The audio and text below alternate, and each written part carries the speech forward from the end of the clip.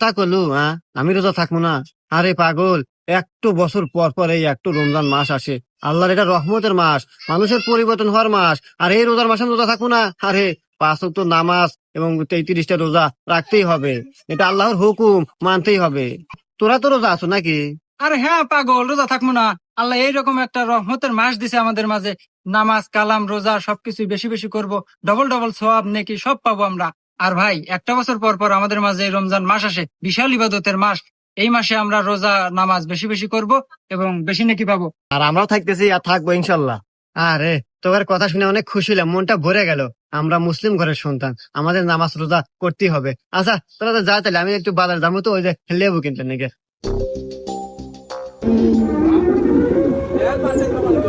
लेकिन ये साला कर क्या रहा है यहाँ पे? भाई एक साथ देन तो